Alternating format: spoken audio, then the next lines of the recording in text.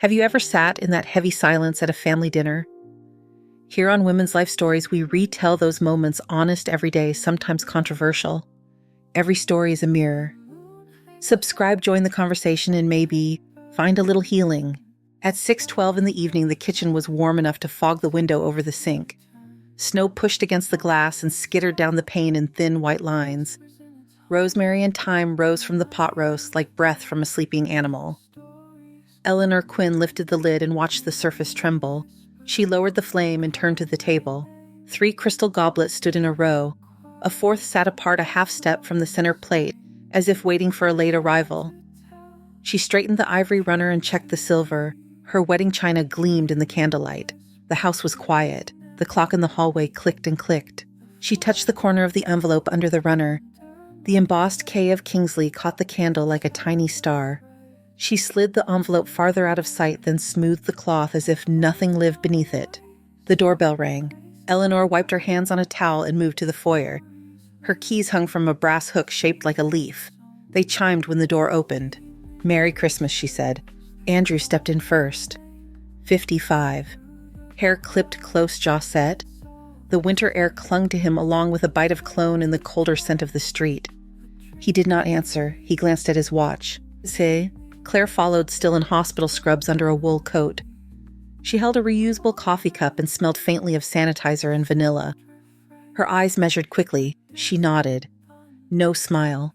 Peter came last, hands in pockets. His scarf was crooked. He looked past her shoulder as if the hallway belonged to a stranger. "You made pot roast," Peter said, voice soft. "Your father loved it," Eleanor said. "Zoe always asks for extra carrots." "Zoe is in Prague," Andrew said. "Mom, can we talk in the living room?" Eleanor felt the clock measure out another second. "You did not bring gifts," she said. Andrew blinked. "We can talk first." Claire brushed a fleck of snow from her sleeve. "It will be easier if we sit." They moved into the living room. The small pine tree in the corner twinkled with old ornaments. Eleanor took her armchair by the window. The backyard was a flat sheet of white beneath the porch light. On the coffee table, the candle flame leaned when Andrew sat down. "We have been worried," Claire said. She put the cup on a coaster and folded her hands. "You had a fall last month." "I tripped on the rug," Eleanor said. "I rolled it up the next day." "You called me at 4 a.m. after the stroke," Claire said. "I am not questioning your pride. I am thinking about your safety. Cognitive concerns can be hard to notice on your own." Eleanor felt the arm of the chair under her palm. She pressed her fingers to the fabric and watched the weave darken and lighten with the candle. "I edited an entire manuscript this year," she said. "I cook. I drive during the day. I pay my bills on time." Andrew cleared his throat. He placed a glossy folder on the table, maple leaves in gold, curled across the cover over the words, "Maple Ridge at Mendota." "We toured this morning," he said.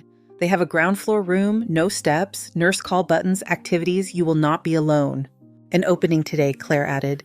"They can admit by 8. It is the holidays. These slots go fast." Peter stared at his knees. "It is temporary," he said. "Just until you are stronger."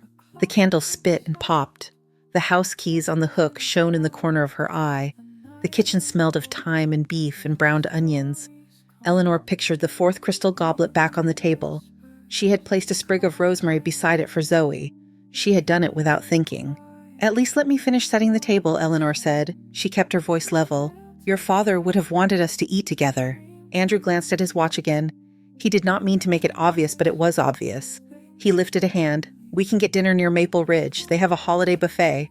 "I am not a patient," Eleanor said. Claire leaned forward. Her voice shifted into the tone she used when explaining a procedure. "Warm, firm. Mom, this is not punishment. This is a plan. You can keep your independence. The staff will keep an eye on you. You will make friends." Eleanor thought of Zoe's last call, the buzz of a tram in the background, laughter of fireworks slipping up behind the buildings. Eleanor had told her about oranges studded with cloves, how the house once smelled like this every December. She had not told Zoe about the envelope. She had liked the idea of sliding it across the table after dessert. She had liked the idea of surprise. "Who decided?" Eleanor said. Andrew's eyes flicked to Peter. Peter's went to Claire. Claire did not blink. "We talked," Claire said. "We agreed it was time to take care of you." "Take care of me," Eleanor repeated. Peter shifted. "We worry." Eleanor stood. The cane waited by the coat rack, but she ignored it. She had done her physical therapy. She could stand without help. The room tilted, then steadied. She felt the steady. She looked at the album on the shelf near the television. She could see the corner where she had tucked the Kingsley envelope beneath the runner. The K would cut light again if she pulled it free. "Get my coat," she said. Peter rose quickly. Relief opened his face for a second and then closed. He brought the black coat with the soft collar and held it while she threaded her arms through. The lining was cool against her wrists. She buttoned without hurrying. She moved as if the house were watching. In the kitchen, she turned the flame lower again. She shut the oven with 2 fingers. She lifted each goblet and held it to the candle just long enough to catch a ring of light. She put them down in a straight line. Her hand hovered over the runner, paused, then flattened the fabric. Andrew stood at the doorway. He did not enter. "Thank you," he said. It sounded like the end of a meeting. Claire waited with the glossy folder pressed against her coat. "I brought your medication list," she said. "I have everything in my bag." Peter pulled the scarf from the hook. His hand brushed the keys. They chimed lightly. "I will lock," Eleanor said.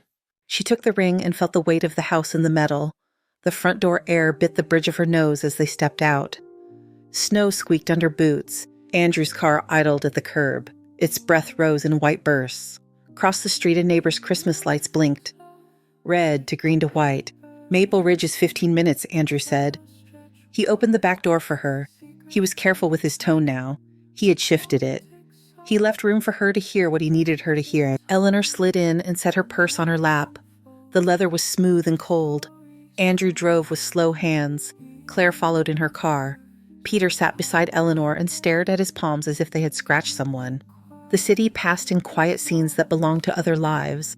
A couple carrying a tree between them, a boy pushing a shovel the length of his yard, a bakery with steamed windows and the ghost of a line inside. The university bell tower rose dark beyond the lake.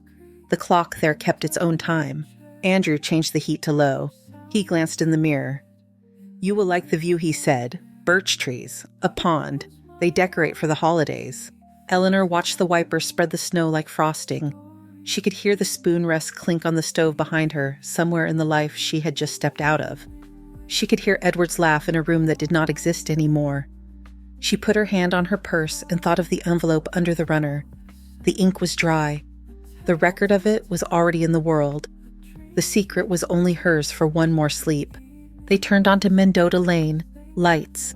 A portico with a garland, letters in soft brass. Maple Ridge at Mendota. The car slid to a stop under a roof held up by brick pillars. Inside the house on Birch Street, the pot roast simmered with the lid tilted. Steam kissed the lid and ran back into the broth. The flame hummed. The 4th crystal goblet caught the candle and sent a thin beam against the wall. The lid lifted and clicked into place. The sound was small and final, like a key turning. The lobby breathed pine and lemon cleaner. A garland hung over the portico doors and shed glitter on the mat. Behind the desk, a young woman with a clipped bob and a clipboard shaped her mouth into a precise smile. "Welcome to Maple Ridge at Mendota," she said. The name tag read Janelle. The vowels landed softly practiced. "Mrs. Quinn, we have your room ready." She passed a plastic card across the counter. It was the size of a credit card, white with a maple leaf printed faintly in the corner. "Room 106, ground floor," she said. "This is your key. Tap on the reader to enter. Do not lose it." The card was warm from her hand. It looked like nothing. It slid against Eleanor's palm without weight, but the edge left a thin imprint in her skin. Eleanor nodded. The bell of the front door opened and closed as a volunteer in a Santa cap pushed a resident in a wheelchair past a tree with twined lights. The room smelled like sugar cookies and antiseptic. A television somewhere sang "Oh Holy Night" under the waver of fluorescent bulbs. Andrew leaned on the counter and filled out forms. He wrote quickly and cleanly. Address emergency contact insurance. The pen scratched efficiently. Claire set a pharmacy bag on the desk and began to sort the prescription bottles in her tote as if moving chess pieces. Peter stood with his hands at his sides, a breath behind the family, as if trying not to cast a shadow.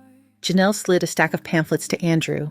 Activities, dining, a calendar with boxes colored red for holiday events, visiting hours printed in bold 10 a.m. to 8 p.m. "We can do the rest inside," Claire said. "She needs to sit." They walked down a hallway the color of oatmeal doors, with small windows framed prints of birch trunks and lakes.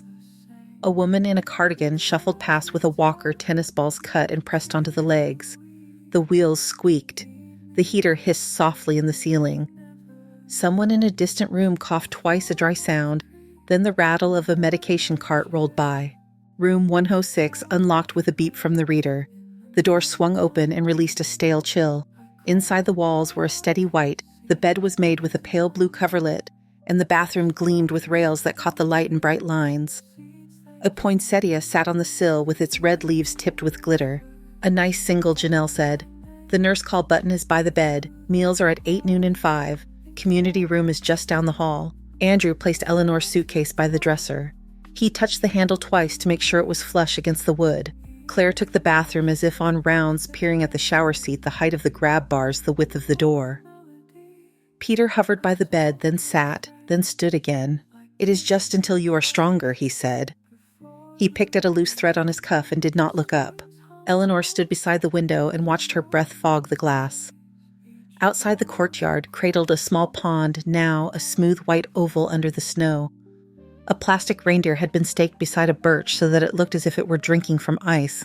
"Do you like the view?" Andrew asked. He tried for cheer. His voice stuck on the last word.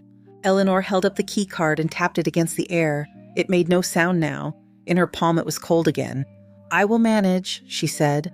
Janelle's smile did not falter. "Dinner at 5 is glazed ham," she said. "There is a cookie exchange tonight in the community room. We also have carolers visiting from the university." "Thank you," Eleanor said. It was an answer to the list, to the key to the smell, to the whole contrivance of it. Andrew checked his watch. Claire slid her prescription list into her coat. Peter searched for something to do and found nothing that made sense. "We should let you get settled," Andrew said. He moved to her, then thought better of it and stayed by the door. "We will be back in the morning." Eleanor did not ask why they would not be back tonight. She nodded. "Drive carefully," she said. The door closed on their careful faces. The click of the latch was clean. The hallway swallowed their footsteps as they faded to the front. The quiet that followed was not the quiet of her house. It was the quiet of a structure that held many lives in parallel. A cough from one wing, a laugh from the television on the wall, the drone of a vacuum far away. She rested the key card on the bedside table. It left a pale rectangle on the wood. A knock came an hour later, light and quick. A woman with kind eyes and a badge that read Marisol stepped in with a tray balanced on her palm. "First night," she said. "I thought you might want to start in your room. Soup and sandwich. Tea. I can set the TV if you like." Eleanor's throat ached in a strange way. It was not hunger. "No, thank you," she said. "I will be fine." Marisol set the tray anyway and lifted the remote from the table. "Prayed in the morning," she said. "It helps. Noise helps sometimes." When the door closed, Eleanor washed her face in the small, bright bathroom and lay down on the bed without turning on the television. The sheets were crisp and slightly scratchy. The ceiling tile grid was like graph paper. The heater kicked on and off with a breathy hum. She placed the framed photograph of Zoe on the table, the one with the sea behind her, and a coil of hair across her cheek, then took her pills with 2 swallows of tap water. She turned her head to see the key card again and hated it for a second with a childish intensity that burned and faded. She slept. Morning scissored the room into 2 colors, white and soft blue. Snow had slowed. The courtyard looked brushed clean. The clock on the wall marked 7:15. Eleanor sat up and found the robe on the back of the door. Her body felt both lighter and heavier than it used to, as if the air had changed weight overnight. A gentle knock sounded. "Merry Christmas," Marisol said. She wheeled in a tray with oatmeal toast, sliced oranges in a steaming mug, whose fragrance was cinnamon and something darker. "Thought you might want breakfast here first morning and all." "Thank you," Eleanor said. The mug warmed her hands through the thin skin. Her breath made a soft cloud in the air above the cup. "Parade starts soon," Marisol said, pointing at the remote. "Would you like me to put it on?" "Yes," Eleanor said, "please." The television blinked awake to waving flags, glittering high school bands and anchors and bright scarves, pretending not to be cold. The sound filled the room and made it feel less temporary. Eleanor buttered the toast carefully corner to corner. The butter softened into the grain in a glossy sheen. She lifted the mug and took a slow sip. The cinnamon caught her tongue with heat. At 8:32, the banner at the bottom of the screen flashed, breaking it red in red. One of the anchors put a hand to her earpiece and smiled. "A quick special announcement for book lovers," she said. "The Kingsley Prize has revealed this year's winner. The recipient is the author behind the pseudonym E.Q. Marlowe, whose debut, Harvest of Silence, has swept critics and readers. We sat down with the writer at home. The picture cut to her living room. Eleanor in her blue dress. The makeup that had made her look awake even after an early call. The camera had been kind and a little intrusive. She remembered where the lights had gone and where the cables had snuck along the floor. In the shot, she looked calm and older and exactly herself. "I write very early," the recorded Eleanor said. "Before dawn, when the house is quiet. After my husband died, those hours were the only place the world held still long enough to hear anything worth writing. It became a garden. It was private for a long time. And the prize money," the interviewer said. She was off camera, a warm voice. $10 million. That is not a small garden." Eleanor on screen smiled and her mouth looked like her mother's for a second. "I want to build a literacy foundation for older adults," she said. "Reading and writing kept me alive when the days were thin. I would like to place that ladder where others can reach it. And my granddaughter Zoe kept nudging me to send the manuscript. I owe her for the shove." Marisol made a small sound under her breath. She glanced toward the door, then back to the screen. "That is you," she said softly, as if the room could deny it. Eleanor reached and clicked the power off. The silence landed with weight. Her hand shook once, not with fear, but with a release she had not allowed. She put her palm flat on the tray and felt the warmth of the mug against her skin. A second later, the hallway broke into motion. A voice rose toward the door. Deep hurried the edge of panic in it. "Sir, visiting hours begin at 10, a staff voice said. "You need to sign in." "I am her son," Andrew said. "I need to see my mother now." "Please, sir," the staff voice said. A computer chimed. A chair scraped. Someone knocked on another door. Eleanor set the tray aside and folded the blanket back. The key card lay on the table. She picked it up and slid it into the pocket of her robe. She smoothed the robe once and opened the door. Andrew stood there in a coat over pajama pants, hair uncombed, cheeks pink from cold and haste. Claire moved down the hall, also unprepared for company. The belt of her robe dragged through one loop. Peter followed, underdressed, wary. A security guard kept a careful distance, palms open, expression pleasant and immovable. "Mom," Andrew said. He took a breath. "We saw the interview. Why did you not tell us? We should get you home." The guard looked at Eleanor. "Mrs. Quinn," he said, "are you comfortable with visitors now?" Eleanor leaned lightly into the door frame. The wood was cool against her shoulder. The clock on the hallway wall read 8:41. She held the guard's eyes and then Andrew's. "Visiting hours begin at 10, she said. "I will see you then, in the community room." Andrew opened and closed his hand like a man about to argue a point. He saw the guard. He saw his sisters' faces. He swallowed and tried again. "Mom, this is a misunderstanding." 10, Eleanor said. She let the words stay in the air like steam. Peter touched Andrew's sleeve. "We will wait," he said. Claire exhaled and gathered the belt of her robe tighter. She nodded once and then looked at the floor. The guard inclined his head respectful. "We will direct you to the visitors' lounge," he said. Eleanor closed the door. The latch caught with a clean snap. She felt the card in her robe like a thin book. She went back to the chair and sat. Marisol picked up the mug with steady hands and set it down again when she saw Eleanor's expression. "Take your time," Marisol said. "I can come back." Eleanor nodded. "Thank you," she said. Marisol left with quiet steps. The room breathed. The television was black, the mug still warm, the poinsettia red like a stoplight against the window. In the hallway, a tall man walked past at an unhurried pace. He wore a cardigan that fit his shoulders well and wire-rimmed glasses. He carried a paperback with a blue paper band, a pre-publication copy with wide margins for notes. The title on the cover was Harvest of Silence. The letters were bold and familiar. He glanced toward the open sliver of her door as he passed. His eyes lit with recognition that he did not voice. He moved on book balanced in his hand like a gift he had not yet given. At 10, the community room hummed with low voices and the crackle of a movie no one watched. A tree stood near the window with a skirt of white felt and a train of cords that made a soft nest for the plug. Paper snowflakes hung from a line like pale fish. A table near the door held a silver urn of hot cider and a bowl of wrapped mints. The air carried cinnamon and wool and the faint electric smell of lights. Eleanor came with her cane and the key card in her pocket. Marisol walked beside her carrying 2 paper cups. The carpet was patterned with small squares that gathered into larger squares underfoot. "Sit here," Marisol said. She nudged a deep chair toward the tree so the light gilded the side of Eleanor's face. "I will be right there if you need me." Eleanor nodded and set one paper cup on the side table. The surface was scratched in a neat fleet of lines. Across the room, Andrew sat with his hands laced, elbows on his knees, head down as if in a pew. Claire perched beside him, coat pulled over her robe hair, caught back. Peter stood behind them with his shoulders pressed to the wall. A security guard hovered without hovering near the doorway. His name tag read Curtis.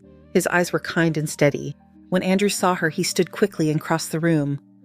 The smell of cold came with him, along with the detergent scent of a sweatshirt worn straight from a drawer.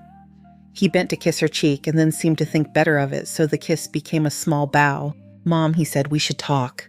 "We are," Eleanor said. Claire came slower. She carried a white paper bag from the hospital gift shop that looked a little crushed. There were snowmen printed on it in blue ink. Peter trailed them both. "We made a mistake," Claire said. She spoke gently with the voice she used on families in the hallway outside rooms with curtains drawn. "We were worried and we acted fast.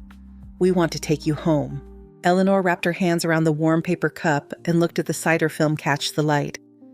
"Yesterday, this place was ideal," she said. "Ground floor, rails, activities. You were proud of the calendar." Andrew's mouth twitched. "We did not have all the information." Eleanor lifted her eyes to his. The tree lights blinked once in the reflection of his pupils. "My health did not change between last night and this morning." He nodded once. A flush rose along his jaw. "That is true." Peter cleared his throat. "We are sorry," he said. The words came out small, honest, a little surprised to be in the air. A voice sounded at Eleanor's shoulder. "Excuse me," it said. "Forgive the interruption. Are you Eleanor Quinn?" "The Eleanor Quinn." She turned. The man from the hall stood lightly on his feet, as if he knew how to shift weight to avoid joints that had other opinions. His cardigan was a dark blue that made his hair look more silver. The wire rims on his glasses were thin and clean. In his hand, he held the book with the blue paper band. "I am Calvin Pierce," he said. "I was at Farron and Lowe for a very long time. I saw your interview. I requested an advance copy when the shortlist was announced. Your book is extraordinary." Andrew's expression fixed. He smiled, but it did not hold in his eyes. Claire's face softened despite itself. Peter blinked at the book as if the object had been conjured. Eleanor felt a warmth rise that was not cider or the tree lights. "Thank you," she said. "The chapter at the picket line," Calvin said. He touched the edge of the paperback with a fingertip. "You managed to make the crowd feel like a single living creature and still keep each person a soul. That is rare." Andrew took a half step forward. "Mr. Pierce," he said. He held out a hand. "I am Andrew Quinn, Eleanor's son. We were just about to take her home." Calvin shook his hand with polite attention. "How fortunate," he said, "for your home." He turned back to Eleanor. "We have a book club that is less dreary than one might fear," he said. "Would you consider leading a discussion once copies are in hands? I suspect there are several professors hiding in these rooms." A smile tugged at the corner of Eleanor's mouth. "I would like that," she said. Andrew's fingers tightened and loosened on his own palm, as if he were still holding Calvin's hand. "Mom," he said, "let us get you out of here first." Eleanor set her cup down. The paper clicked softly against the table. She took the key card from her pocket and placed it beside the cup. The maple leaf in the corner looked like a tiny fossil in ice. "I am not leaving today," she said. Claire's breath caught audibly. Peter's head tipped like a man listening for a signal deeper than voices. "Why?" Andrew said. He posed it as a real question and sounded surprised to find that it was one. "Because you chose this place for me," Eleanor said. "Because it is warm and there is cider and a tree that blinks in a way that is not displeasing. Because a man who has read carefully asked me to talk about sentences. Because it is Christmas." Andrew looked toward Curtis at the door as if authority might throw him a rope. Curtis met his eyes and then looked at his watch. The second hand was a red line that moved without ticking. "We can do lunch," Andrew said. "Somewhere better than the cafeteria. We can talk privately. We owe you that." "Lunch sounds very nice," Eleanor said. She let the words rest. "Another day." Peter put a hand on Andrew's sleeve. "Let it be," he said softly. Claire opened the gift shop bag and took out a folded gray blanket with a red ribbon around it. "For later," she said. She placed it on Eleanor's knees with a care that made the ribbon a statement. The blanket was soft and safe in a way that felt complicated. Claire swallowed, looked at her own hands, and clasped them as if to keep from fussing. Calvin shifted his weight and glanced at the television. The parade crowd spilled confetti like seed. "I will not monopolize," he said. "But if you are free at 2, the day room by the fish tank could use a reader. Short story, 10 minutes. The attention spans are nimble and not that nimble." "I am free," Eleanor said. Calvin inclined his head and stepped away. He moved with an economy that was attractive.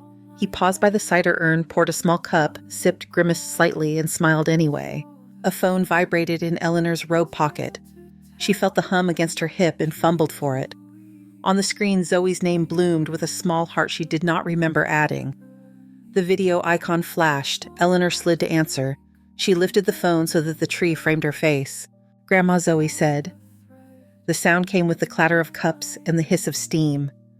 A cafe with walls the color of butter, a man in a cap banging a portafilter. "I just saw you on the news.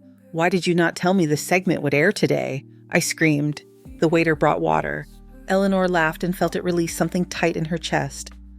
"I wanted to surprise you," she said. "How is Prague?" Zoe leaned closer to the camera. Her smile brightened the rectangle, cold and perfect.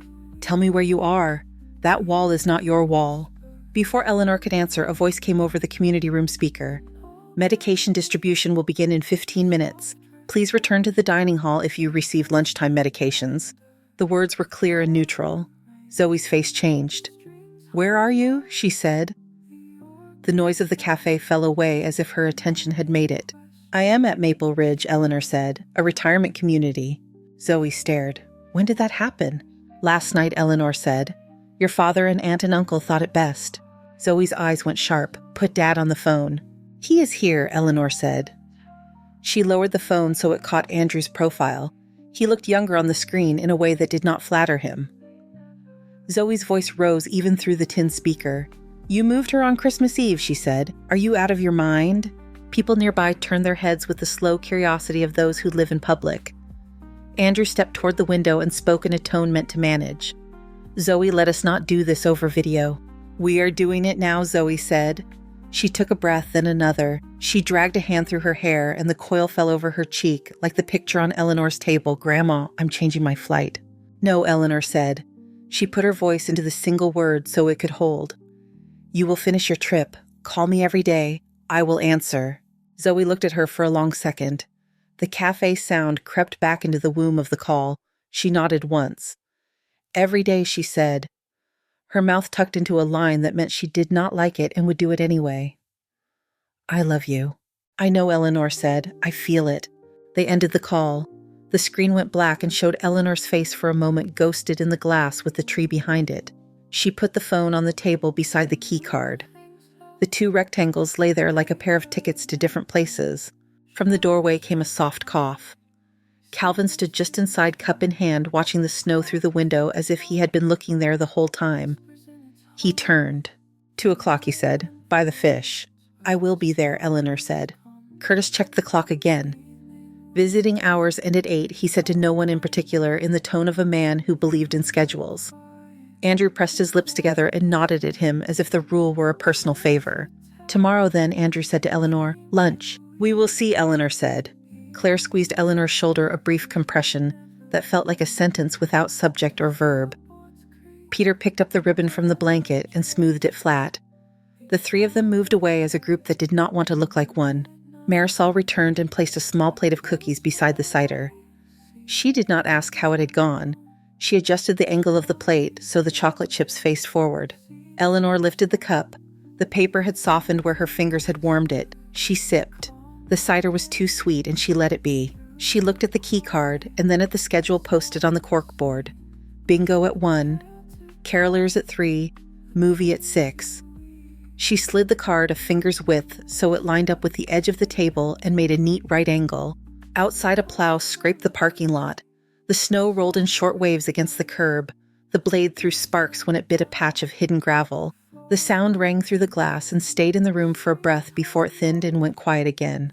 The week after Christmas rearranged itself into clean lines. Morning light thinned across the courtyard and caught the rails in the bathroom so they shone like small rivers. Maintenance came with a drill and installed 2 white shelves. The wood dust settled on the windowsill and smelled faintly sweet. Marisol brought a plant in a clay pot that did not match the poinsettia and placed it under the frame of Zoe's photograph. Eleanor sat at a round table in the private dining room with a pot of coffee and a pad of paper. Ava Rosen spread forms into a fan, each page bright with flags and pastel colors. Her hair was cut close, her eyes were quick, her pen took neat bites out of the air when she spoke. "Living Trust," Ava said. She tapped the top sheet. You remain trustee while you have capacity. Successor trustee steps in if that changes. You define what changes means. Define it, Eleanor said. We will, Ava said, in your words. Noah Singh arrived with a leather folio and a quiet watch that made no sound. He took the prize number and set it gently in a column with the house and insurance and pension as if the figure could break. You can purchase safety without locking yourself in a room, Noah said. He spoke as if he knew how to keep a kite up in erratic wind. A ladder of bonds here, long-term index there, a cash bucket for ease. Think of it as shelf space. Eleanor wrote names and short words that held the shape of what she chose. Trust, successor, directive. She watched her own pen move and felt a clear click in her chest that was not the medical kind. At Maple Ridge, the activity board shifted. The administrator appeared at the door to her room with a polite gravity. We are honored to have you, he said. If there is anything else to make your time more comfortable. Bookshelves, Eleanor said. She looked at the wall. You already thought of that. He smiled, relieved to have done something right. In the therapy group, Eleanor listened while two women spoke about kitchens they no longer used, and a man described how the silence at night pressed on his throat. When it was her turn, she said she was learning how to be quiet without disappearing. The therapist nodded and let the sentence stand on the table like glass. By the second week of January, the snow along Mendota Lane had hardened into curbs. The conference room at Maple Ridge smelled like old coffee and carpet cleaner. The administrator had arranged water bottles in a neat triangle and placed a tissue box halfway down the table. A clock ticked in a round frame. Eleanor sat at the head. She set a slender folder in front of her and placed her key card on top of it like a paperweight. Zoe took a seat at the opposite side of the table, 2 chairs from Eleanor, close enough to feel like an anchor. Andrew chose the chair to Eleanor's right. Claire sat next to him, Peter to her left. Their winter coats hung on the backs like bodies without people. Thank you for coming, Eleanor said. Her voice found the room and touched each corner. Andrew brought his hands together and made a small steeple with his fingers. We are listening, he said. He looked like a man who had practiced listening in a mirror. Eleanor opened the folder and slid a single page to each of them. The paper was heavy. The font was black and clean. It said exactly what it needed to say and nothing else. This is a summary, she said. The full documents live with Ms. Rosen. I will go point by point, ask questions at the end. Andrew glanced down and made a note with a pen that wrote very dark. Claire's eyes moved line by line. Peter read with his lips pressed together. Zoe watched their faces. My home will be sold, Eleanor said. Not by Andrew, by a realtor of my choosing. Proceeds move into the Eleanor Quinn Living Trust. Andrew flinched at his own name. I can help compare offers, he said. He said it as if he were setting a glass on a ledge. No, Eleanor said. Claire looked up. Do you want another house, she asked. Her tone was neutral and medical. I have purchased a condominium at Prospect Commons, Eleanor said. Main level, garden terrace. She folded her hands. It suits me. Andrew glanced at Zoe. Zoe did not move. Successor trustee is, Zoe, Eleanor said. She did not raise her voice. The sentence still sounded like a lock clicking. Power of attorney and healthcare directive name her as well. Andrew's pen paused. Mom, he said. The single word contained surprise and a bruise he did not want anyone to see. We have experience with these things. You used your experience, Eleanor said, on Christmas Eve. Peter swallowed. She is right, he said to the table, to the clock, to the page. We did that. Claire's face made a small wince and smoothed. We were afraid, she said. She kept her hands folded so they would not reach to fix anything. The Kingsley Prize money is allocated as follows, Eleanor said. 1/3 funds a foundation for literacy in older adults. 1/3 supports my living expenses through investments controlled by the trust. 1/3 becomes 4 separate trusts. Each of you and Zoe receive quarterly income. Principal remains intact until my death. Then it passes outright. Andrew looked at the page again. He searched for a place to stand. Zoe receives the same amount as we do, he said. He tried to make it a question and failed. Yes, Eleanor said, she does. Zoe looked at her grandmother and kept her eyes there. Andrew drew a line on his paper that meant nothing and then set his pen down. Conditions, he said. The trusts include provisions for misconduct, Eleanor said. Ms. Rosen has drafted details. Claire's mouth opened and closed once. Not necessary, she said, and immediately understood that this was not hers to decide. Eleanor slid 3 smaller sheets across the table. Each had a heading. Board Medical Outreach University Partnerships. These are invitations, Eleanor said. Not penalties. Andrew served on the board of the foundation. Real oversight, not window dressing. Claire, connect the foundation with your hospital's community program. Peter helped design workshops and scholarships. You know how to talk to students. I am building a thing. I expect you to lift. Andrew lifted the board page and looked at it as if it might leave ink on his fingers. Claire's face softened into the part of herself that came alive in program meetings. Peter's shoulders lowered a fraction. I recommend a quarterly meeting, Zoe said. Her voice was calm and useful. Minutes, actions. We can house it at the campus center. Andrew coughed and caught it in his fist. I am willing, he said. He meant it enough that the words moved like a hinge. Claire nodded. I can talk to community health, she said. They will say yes. Peter smiled without showing teeth. I can bring colleagues who owe me favors, he said. It sounded lighter than debt. Eleanor let the quiet sit a moment. She listened to the building, to the whisper of the vent, to something far down the hall that clinked like a spoon. We are not finished, she said. She lifted a new sheet with a photograph of her house at the top, the maple in front, heavy with leaves from another season. A note about my property. Andrew sat straighter. Do not contact agents claiming my amenability to downsizing, Eleanor said. Do not discuss market value with contractors. Do not schedule viewings. If you have done any of that, undo it. Andrew's ears colored. I explored options, he said. His tone tried to be even and ended as steel, given the context. The context was an assumption that I was declining and broke, Eleanor said. You were wrong on both. Andrew narrowed his mouth, then exhaled. He looked at Zoe. Zoe looked back and did not blink. Peter spoke into the space between them. We did harm, he said. That is the context. Claire nodded once more to herself than anyone else. We will do better, she said. She did not ask for forgiveness. Eleanor looked at each of her children in turn. She let her face show what it needed to show. The clock ticked. The water bottles sweated slightly onto their coasters. I will remain at Maple Ridge until my condominium is ready, she said. By choice. Andrew frowned. You do not need this level of care, he said. I'm not here for care, Eleanor said. I am here because I have neighbors, because there is a book club, because there is a man who reads. Zoe smiled into her lap. No one spoke for a count of 6, then papers folded. The tissue box remained untouched. Chairs scraped lightly as people stood. Andrew came around the table and stood beside Eleanor. He did not offer a hug. He let his hand rest on the back of her chair for 1 second.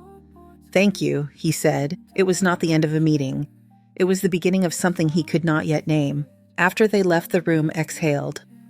Eleanor stacked the spare copies into her folder and slipped the key card back into her pocket. She walked down the hall with her cane ticking a soft beat against the carpet. The scent of coffee rose from somewhere.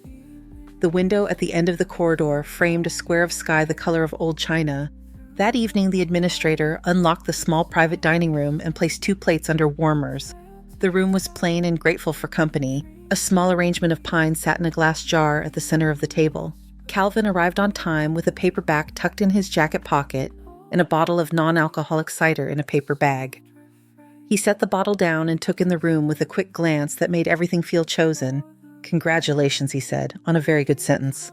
Which one? Eleanor asked. The one that ended a meeting, Calvin said. By choice.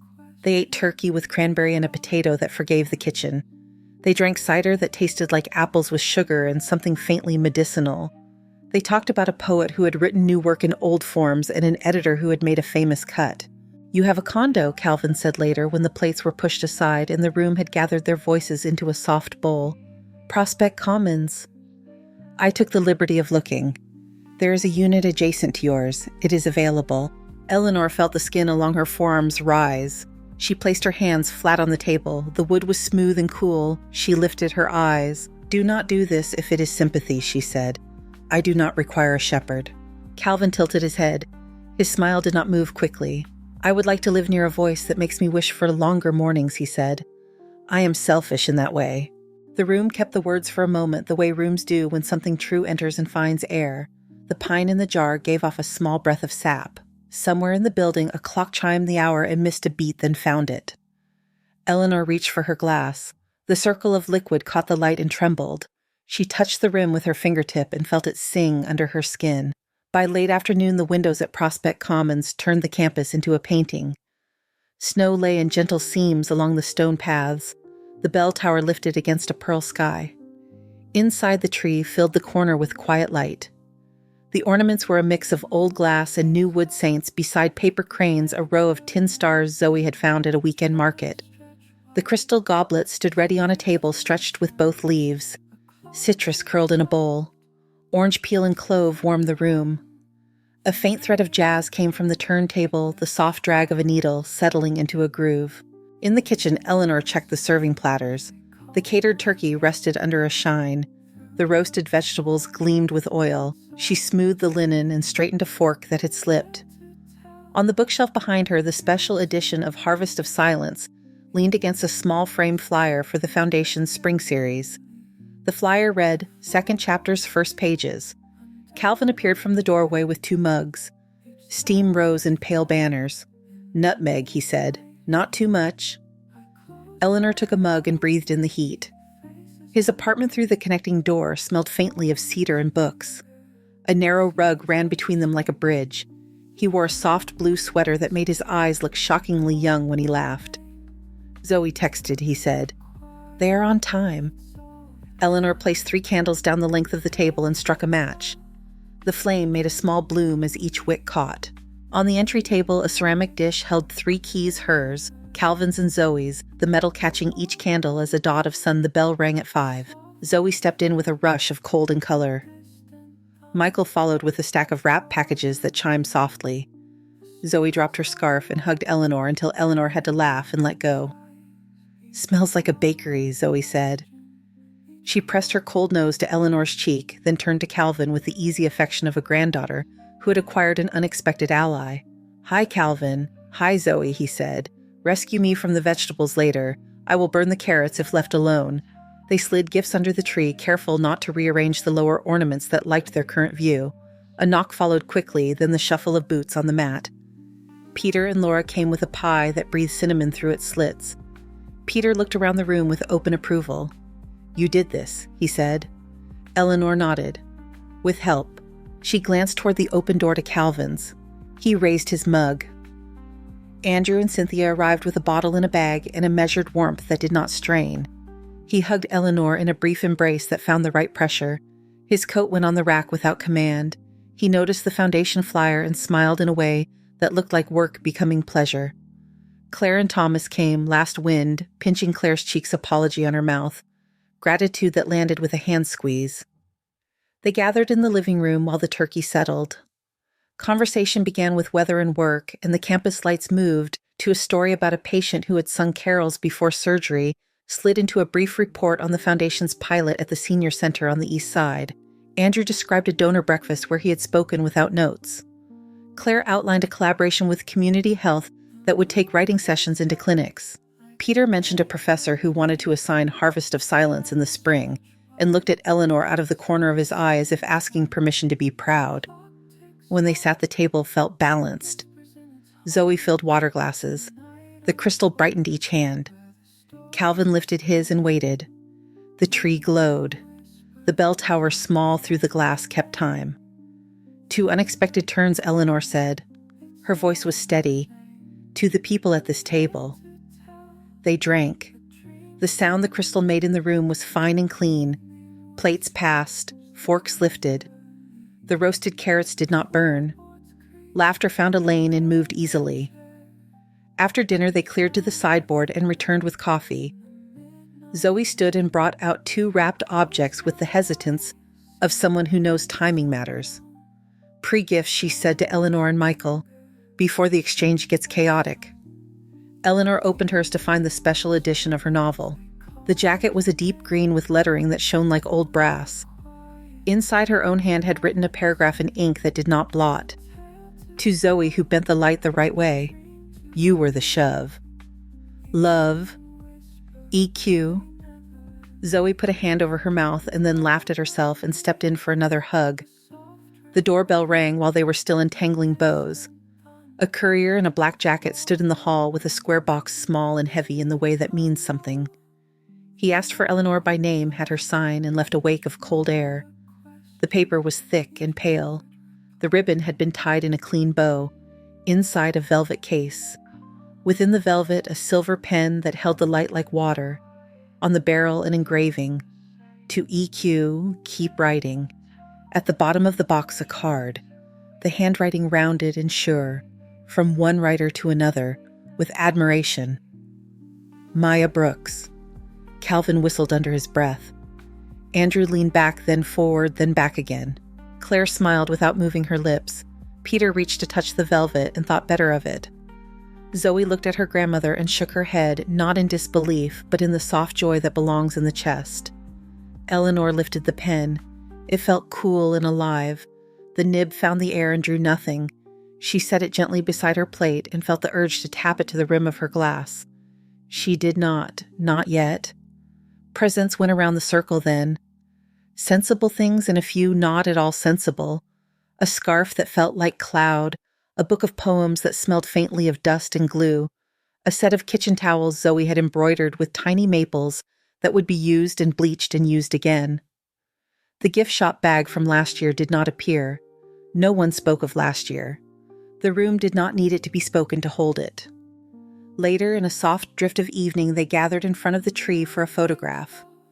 Michael set the phone on a tripod and checked the frame. Calvin stood at Eleanor's side. Zoe took the center with an arm through each of theirs. The others arranged themselves until it looked like a thing that could stand. Michael counted down from 3. The flash brightened the room and caught in the crystal. For a second, the air had the fine taste of metal and light. When the picture was done, the group did not immediately break. They stayed in the shape of family and then released into smaller constellations. The talk thinned into pockets.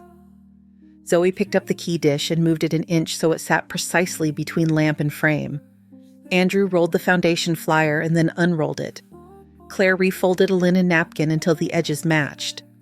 Peter cut pie and ate standing up a fork held awkwardly because his hands wanted work. Eleanor walked to the window. The campus lights had come up like a string of thought across the lawn. A student in a red hat hurried under a street lamp and vanished into the dark. In the glass, she could see the room behind her, the tree, the table, the people at rest. She could see her own face, not the one from television, but close enough. She turned back to the table and picked up the silver pen. She crossed to the shelf and opened a notebook. The paper had a tooth she liked. The pen moved cleanly and left a line that shone for a second and then settled. She wrote a sentence that began with a door and ended with a key. She did not read it aloud. She closed the notebook and set the pen beside the dish that held the real keys, metal and weight and use. In the quiet after the bell tower sent a round of notes through the window air. Calvin reached for a goblet and held it toward her. Eleanor tapped the silver pen against the crystal. The sound rose thin and true and hung there as the candle flame lifted and steadied. Thank you so much for listening to today's story. If the story resonated with you or made you reflect, I'd love to hear your thoughts, so feel free to share them in the comments below.